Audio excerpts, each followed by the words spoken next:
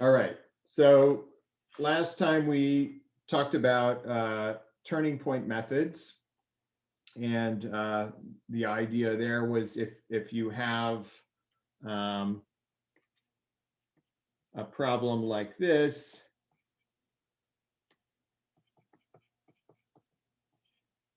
and you have a sign change in Q, then you're going to have oscillatory solutions over here and exponential type solutions over here. And you need some method to match up the Wkb approximation left and right of this this turning point here. Okay. And we can think of Wkb in general as really just this very particular ansatz that works well for problems of this form that can emerge as eigenvalue problems potentially from PD models or something like that.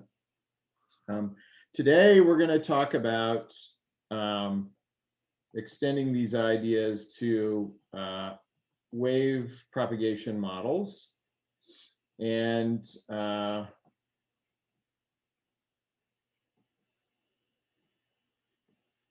understanding the energy conservation of these models as a way of constraining our solutions. So we're going to look at an extension of the basic classical wave equation, where we have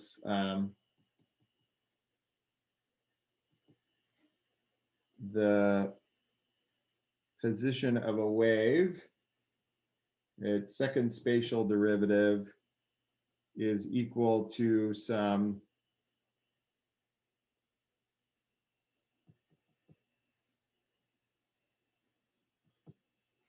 the second derivative times this spatially dependent term u squared of x plus alpha of x times u sub t, which is going to be some damping term, plus beta of x u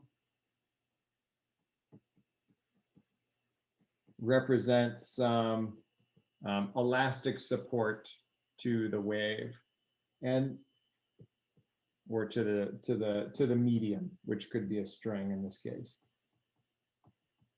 And we're going to have periodic forcing at the left boundary, and the right boundary will be free. So we'll just have this defined on the right real line, the positive real line. And so what we would expect, right, is if we have some string and it's of infinite length, and we're periodically forcing at the left side, what type of solutions would you expect to see from that? Well, let's just consider if it was the classical wave equation. What do you think is going to happen?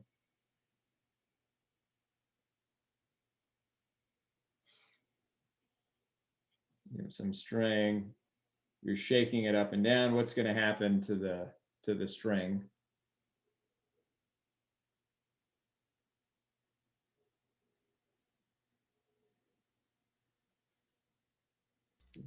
You mean like it'll propagate waves out to the right infinitely? Yeah, that's all I mean. Yeah. So as you shake this string up and down, right, you should get some right propagating traveling waves like this. Okay, u of xt. Okay, so you're injecting energy into this system by just forcing the string at its left end. Okay, and there's some damping, so you should expect that eventually these waves are going to die out. So maybe as you go further out, you get damping, and eventually there's no more wave left.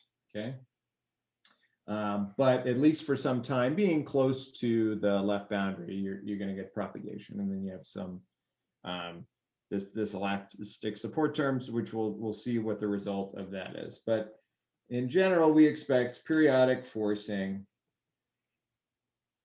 generates some right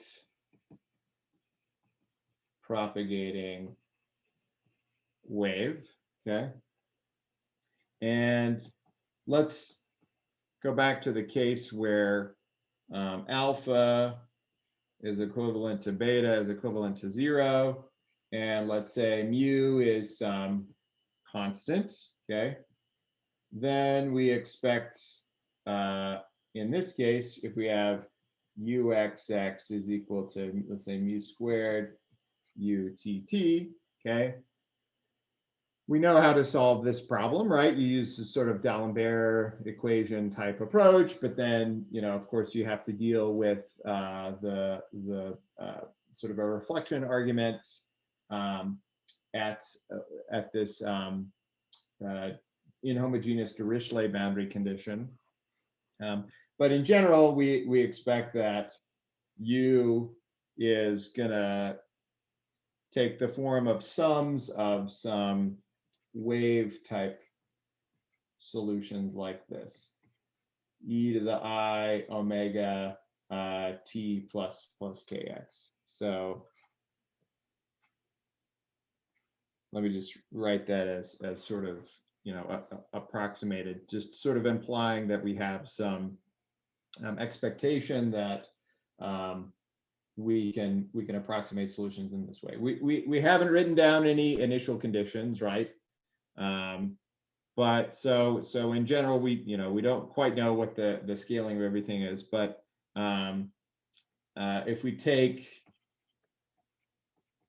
u equals e to the I omega t, okay, just at time equals 0, and or sorry, at x equals 0, and uxx is then equal to minus k squared u. If we just differentiate this twice, this is equal to minus mu squared omega squared u. Then this is going to imply that k is equal to plus or minus omega times mu, okay? And for omega is much greater than 1, okay, which would be the case, let's say,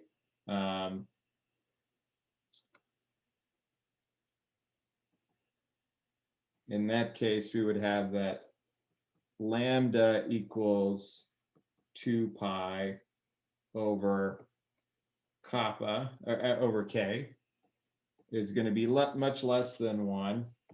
This is what's called the short wavelength regime, okay? So if the forcing is very rapid, okay, and you can sort of play this physical experiment out in your head. If you're holding a string and you're shaking it up and down very fast, right, then you get a bunch of waves that are very close together propagating along the string, okay? If you're holding a string at one end and you move it very slowly, right, you're going to have a long wavelength regime. You're going to have a lot of space between the peaks of that wave, okay? So that's all we mean by that. So let's say that we have this, we're shaking the string fast at one end. So we do have this short wavelength regime. And that allows us now to introduce some small parameter into our problem, okay? So we're going to choose, in this case, epsilon is equal to 1 over omega. And we'll say that it's much less than 1. And we'll asymptotically approximate the traveling wave solution, okay, for high frequency forcing, okay? All right, so how should we handle that? Okay. In this case, we're going to say that U can be approximated by this complex exponential. And the first term sort of motivated by the actual forcing is going to be I times omega t. And the fast oscillations then, so this, remember this, we have this k here that would appear here, right? We just have a linear function kx, but let's say we allowed that to be a general function, okay? Then we have something that looks a little bit more Wkb-like, okay? If we take omega to the gamma theta of x, and then we multiply this by some amplitude, which could be spatially dependent. Okay, so to leading order, we just have u0 of x. To next order, we have 1 over omega to the gamma, u1 of x. Okay. And so here, these are our fast oscillations, and this is our slowly varying part of the amplitude, okay? So this looks different than the onsets that we've been using before, right? But necessarily so because we're dealing with a spatiotemporal solution, okay? But the spirit of it is the same as what we've been doing before for WKB. Essentially, we have some exponential function, and the argument of that exponential is unknown to us to this point. And then we have other unknown functions that are going to represent the amplitude of this. Okay. So so all of these sort of heterogeneities in our equation will account for perturbatively by making this onsets. Okay.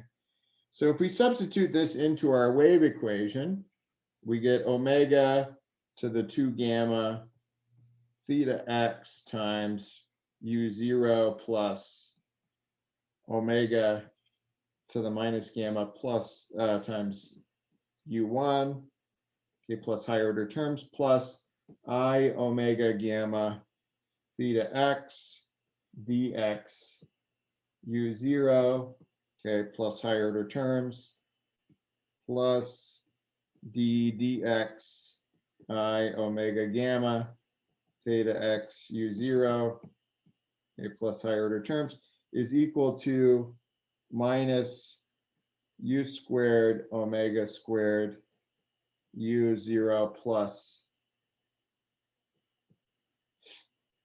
omega to the minus gamma u1 plus higher order terms minus I omega alpha times u0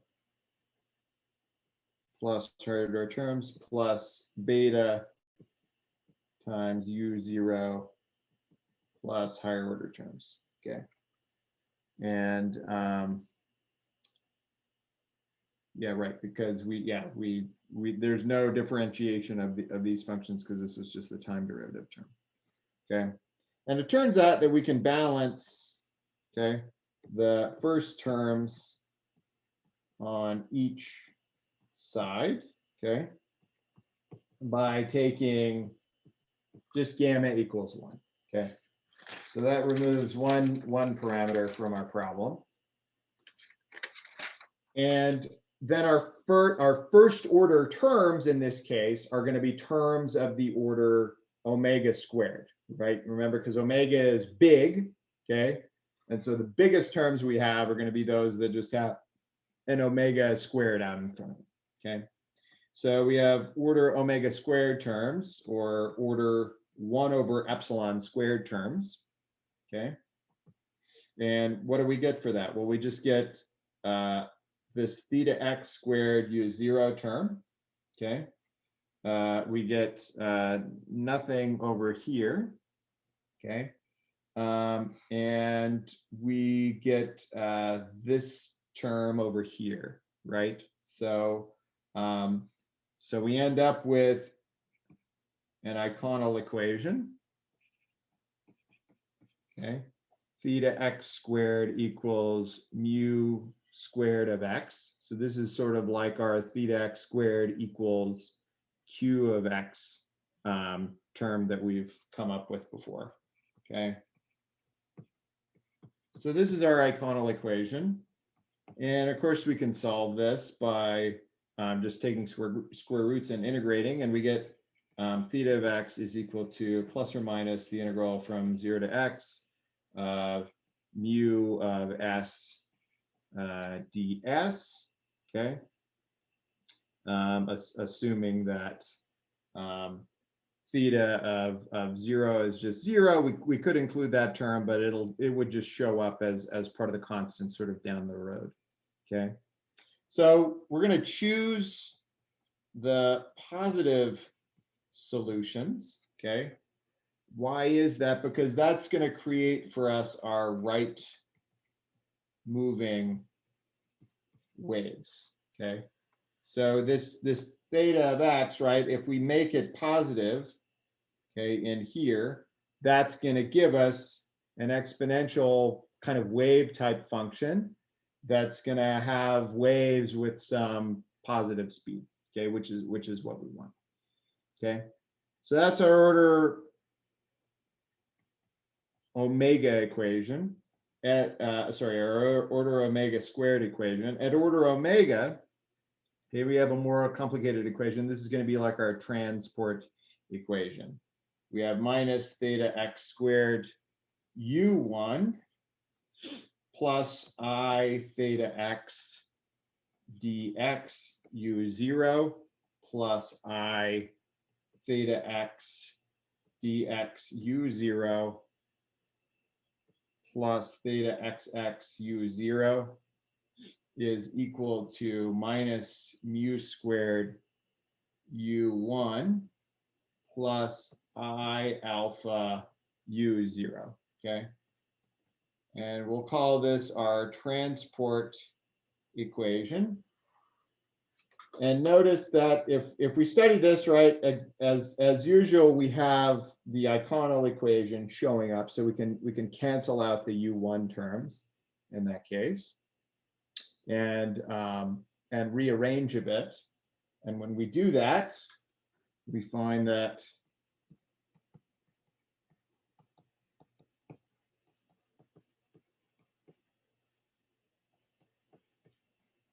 we get theta xx u0 plus 2 theta x dx u0 is equal to minus alpha u0, okay, with theta x equaling mu x, not ux, okay? And we can rearrange to obtain dx u0 plus mu sub x plus alpha divided by 2 mu u0 is equal to 0, okay? So this is, it's just a first order equation in u0, right? We know what everything else is in this equation, okay? And we can solve it using an integrating factor, right? It's just a first order differential equation, ordinary differential equation, okay? So that integrating factor we're going to take is I of x is equal to square root of mu of x, the exponential of 1/2 integral from 0 to x alpha of s mu of s ds Okay, so dx of I of x u0 is equal to 0. So then u0 is equal to a0 over just I of x, okay? Or just a0 over square root of mu of x exponential minus a half integral from 0 to x alpha of s over mu of s ds, okay? And I want to stop and just point out, remember our u0s from our previous WKB calculations, right?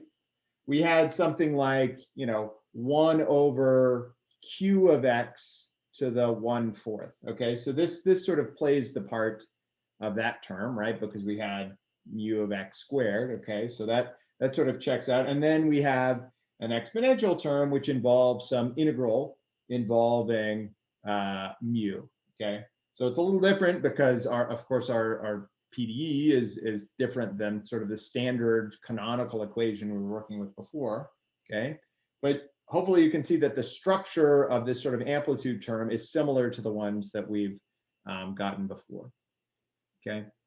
And so if we impose the boundary condition u0 of t, and in particular now let's go back to just a cosine rather than just a complex exponential by itself, okay? We have that u of xt to leading order is going to be the square root of mu0 over mu of x, the exponential minus a half integral from 0 to x alpha of s mu of s ds times the cosine now, because we use both the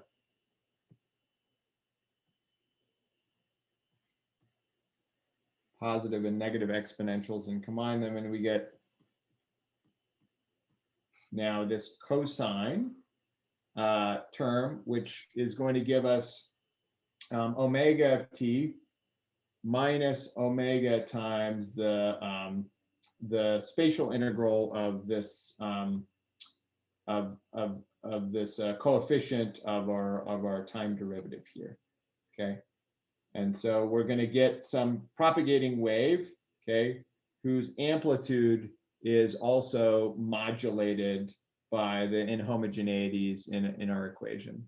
So notice that the beta of x term doesn't show up at all in this. It's really just the damping that's going to affect things, okay?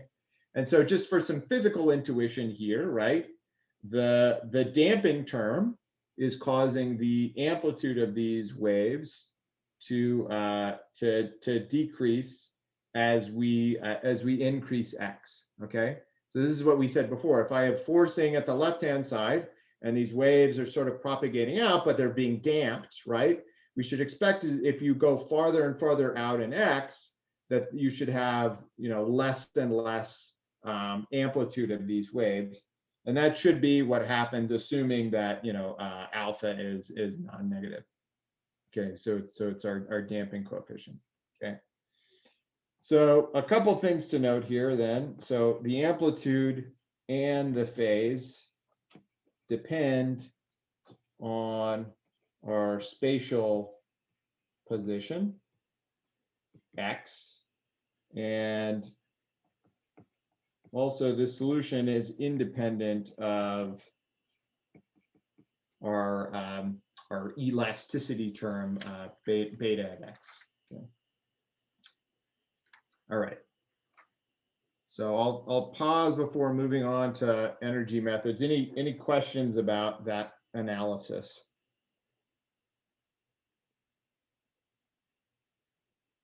So yeah, procedurally, I guess what's hard about it, it's just you're just walking up the hierarchy again. You're using a specific ansatz, right, for the solution, right? But then, sort of the collection of terms of each order are pretty similar to the types of calculations that you've done before. Okay. All right. So we can also sort of take this leading order equation and study the energy of these waves and see if it sort of matches with intuition. So if we just want to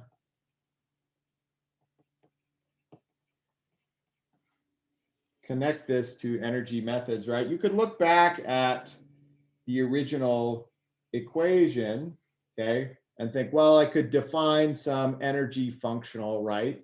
And I could see how the damping and the elastic support are going to change the energy over time, right? As you might expect, damping is going to cause energy to leak out of the system. And if you didn't have any forcing here, eventually you would get a completely quiet sort of string, right? But we can take our solutions and study this, or we could take the PD itself and study the energy. Okay.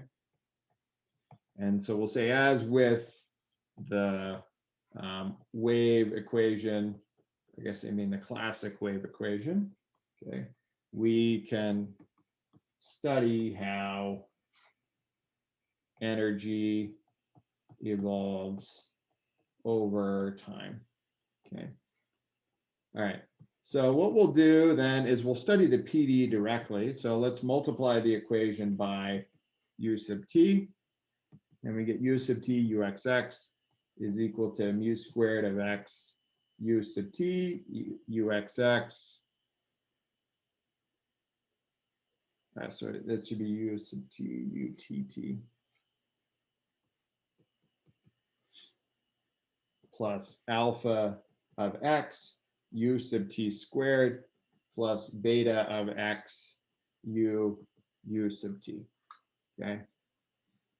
And like is typical with energy methods, we want to be able to sort of take this set of equations and find a bunch of terms that we can say are sort of purely positive or purely negative. Okay, so I can rewrite the left-hand side as the x derivative of u sub t u x x minus 1/2 dt u x squared is equal to the right-hand side, which is 1/2 u squared of x dt ut squared plus alpha of x ut squared plus beta of x dt u squared. Okay. And I think I need a 1/2 in front of that. Okay. All right. So then if I rearrange further, I can write this as dt 1/2 mu of x squared u sub t squared plus 1/2 beta of x u squared plus 1/2 mu sub x squared minus dx u sub t u x equals minus alpha x u sub t squared. Okay. Yeah, I think I had an extra x here that I don't need. Sorry about that. Okay. All right. So we're taking this left-hand side, right? We're rewriting it a bit. Okay. We're rewriting the right-hand side a bit in order to try and get these square terms in here, like you commonly would want to have in an energy functional.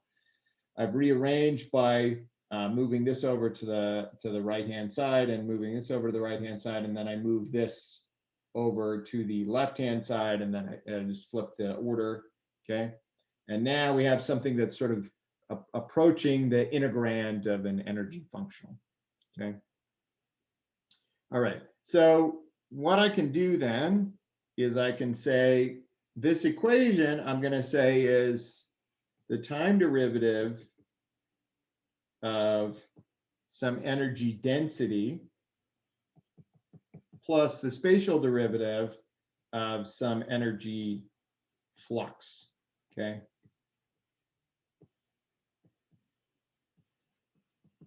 Okay. So how much energy is sort of flowing along in either the left or right direction, and then how much energy is sort of stored locally, okay, and how that changes with time is equal to some spatiotemporal dissipation. And not surprisingly, the dissipation function comes from the damping, okay? So all of this other stuff, right, as you would think, right, the acceleration of the string sort of moves or sort of that movement generates energy, okay, or is sort of representing kinetic energy.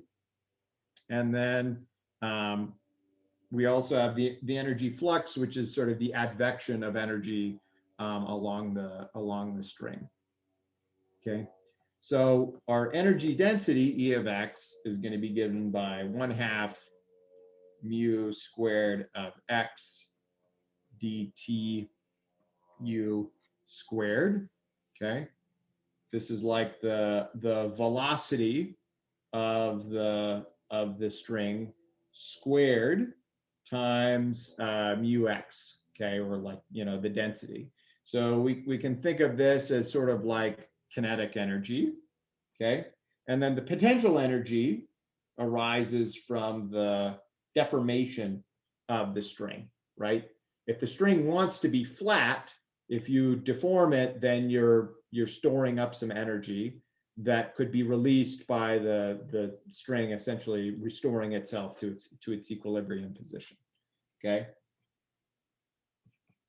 And then there's also the elastic energy that's held here, okay, which is given by just the displacement of the string from its initial position. So this is sort of like, if you have a mass on a spring, if you pull it away from its equilibrium position, it's going to want to return there. Okay, so this is actually, deformation, and this is actually displacement here. Okay, and then the advection of energy along the string is given by the energy flux, which is the spatial derivative of this term here. Okay, and then your dissipation, as we said, comes from the friction, okay, or the damping.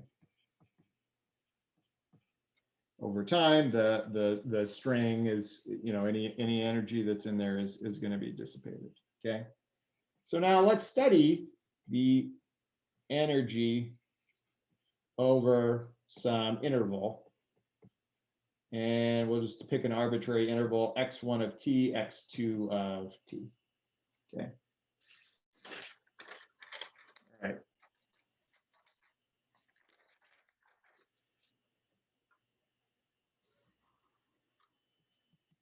So from Leibniz's rule, we can derive the following equation, which I'll call star, which I'll need later.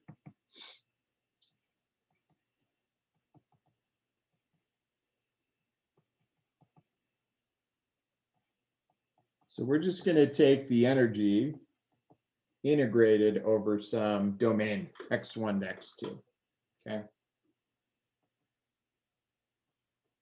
Leibniz rule tells us that we have to differentiate the limits, and then we have to differentiate the integrand, right? So we have e of x2 of tt, x2 dot minus e of x1 of tt, x1 dot plus the integral from x1 of t to x2 of t dt e of x t dx. Okay, and this is going to be equal to e of x2 of t x2 dot minus e of x1 of t x1 dot minus s of x2 of t plus s of x1 of t minus the integral from x1 of t to x2 of t of our dissipation function phi of x t dx, right? So we just got this basically from this energy density equation here, right? You just subbed it in, and then you use fundamental theorem of calculus to integrate this up, right, and evaluate the limits. And then you have an integral over the dissipation term here, okay? So energy, sorry, let me write out a formula instead of just writing energy, okay? So E of xj of t xj prime is the change in energy due to the motion of the endpoints, okay, of the interval, right? So as we change just where the endpoints of the interval are, right, we're going to change how much energy there is on the interior of that interval, okay?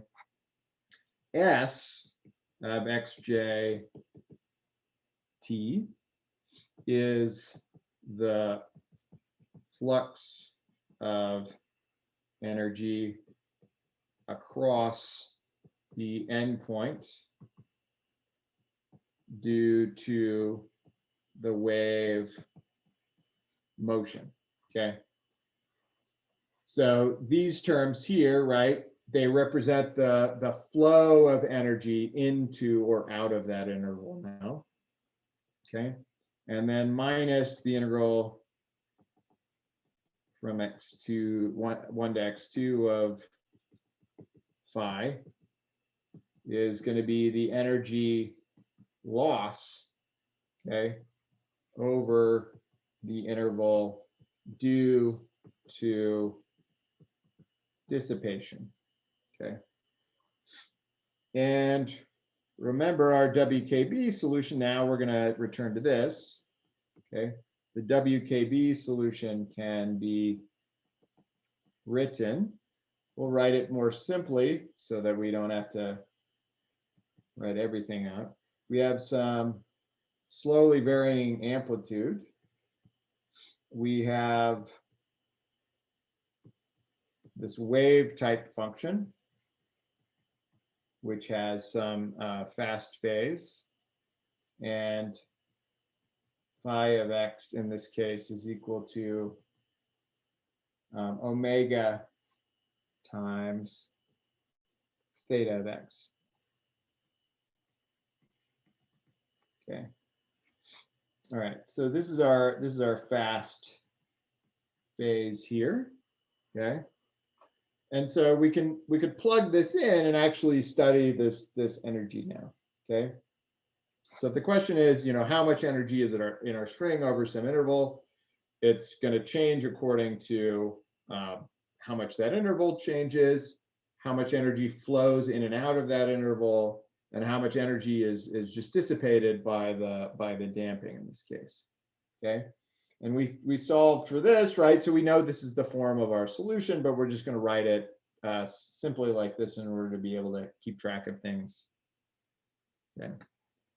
So E of xt then, to leading order, can be approximated as 1/2 a squared mu squared omega squared plus phi sub x squared sine squared of omega t minus phi of x. Okay, if we just plug in that Wkb leading order approximation, S of xt is omega phi x a squared sine squared omega t minus phi of x.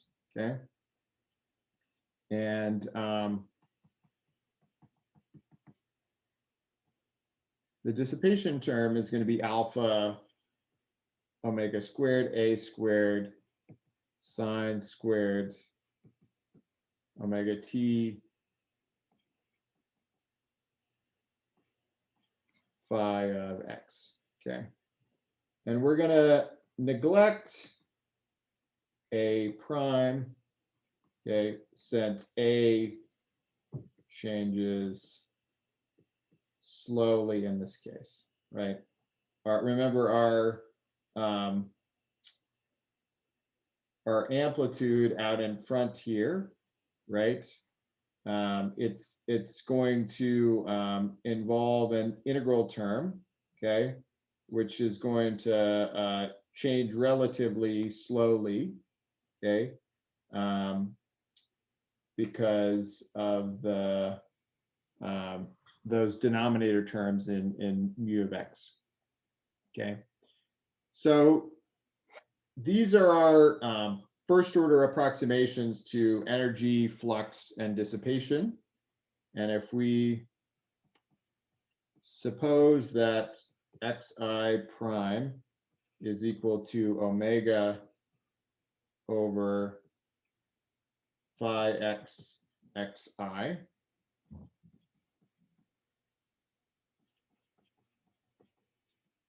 will be the phase velocity, okay,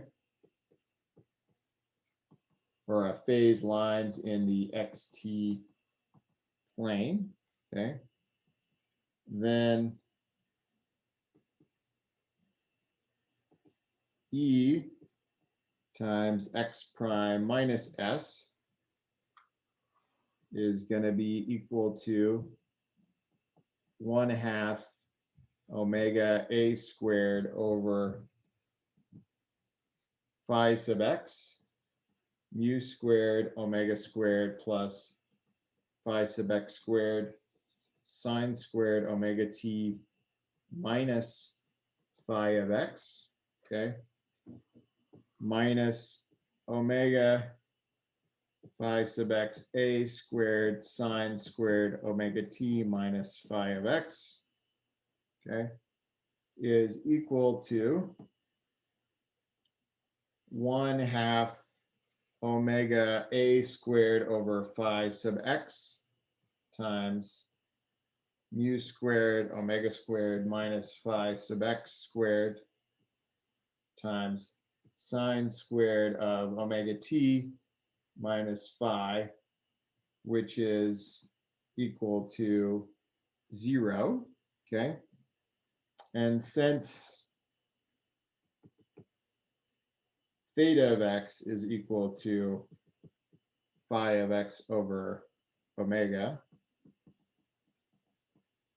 this satisfies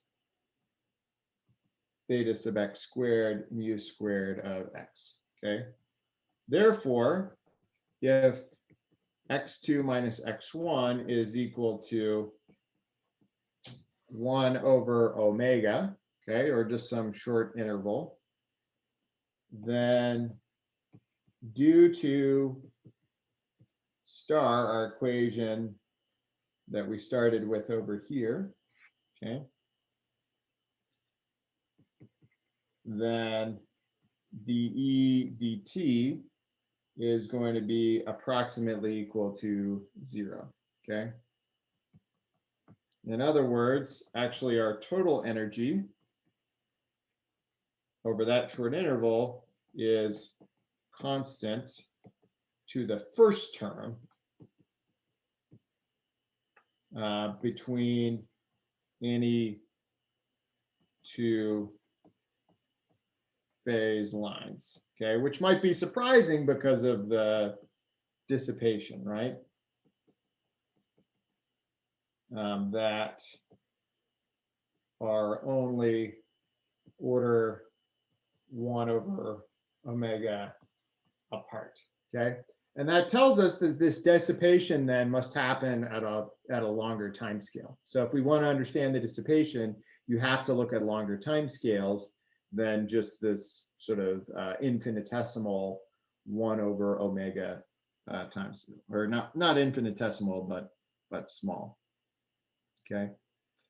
So I had a couple more things that I wanted to say about that, but I think we can finish that on Friday, and then I'll start on homogenization. Okay. So just to recap a bit. Okay. So we started with this modified wave equation, which we're introducing elasticity and damping into. We're showing that we can use a Wkb ansatz in order to find our leading order approximation, okay? And importantly, right, if we just sort of look at kind of approximate energy methods, and we work through the effects of dissipation and energy flux, then we find at the end of the day that the energy of the waves does not change very much on sort of these short spatial scales, okay? So it is really that we're capturing the dissipation over longer time scales, and so we should expect that this damping is going to create this sort of slow variation in the amplitude that you're not going to get by sort of zooming in on segments of the string that are sort of too small in this case. Okay, so any questions about this? All right, this is really just to show you that we can extend WKB to beyond just these basic eigenvalue problems, and this ansatz, this principle applies to things like traveling wave solutions as well. There's a problem in the homework where you just have to prove a couple of things about the application of WKB to a PDE model. It should, I think, essentially just be kind of a plug and chug type problem. You just have to get all the derivatives right and show that you get the equations that are predicted by the problem statement. So hopefully that one shouldn't be too much work. And so that should be it for this homework. We just have 3 problems, and then the next homework will be just a couple of extra credit problems too. So we're getting to the point where, yeah, you can mostly just focus on your project for the rest of the semester. All right, well, if there's nothing else, I guess I'll see you all on Friday. Have a good rest of your day. Thanks, Zach. Yep. Thank you.